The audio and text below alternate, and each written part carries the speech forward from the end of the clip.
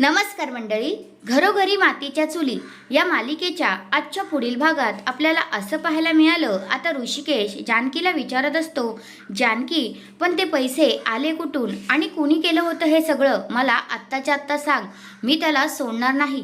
जानकी म्हणते, ज्याने कुणी केलंय ना त्याला आपण सोडायचं तर नाहीच आहे, पण आता सध्या हा विचार नको करूया, आपण आता सध्या राहू द्या, अशी जानकी आता ऋषिकेशला बोलते. आणि शर्वरी तिच्याकडे रागाने बघतच असते. दुसऱ्या बाजूला आता ह्यांना विक्रांतची डेड बॉडी त्यांच्या अंगणात पुरलेली दिसते आणि ही डेड बॉडी जानकी, सारंग आणि ऐश्वर्या या तिघांना दिसते. आणि मग ऐश्वर्या म्हणते की जानकी, आपण ह्या डेड बॉडीचा काहीतरी बंदोबस्त केला पाहिजे, आपल्याला फसवण्यासाठीच हा सगळा शर्वरीचा प्लॅन चालू आहे. तर मग जानकी म्हणते, नाही, मी पोलिसांना खबर करणार.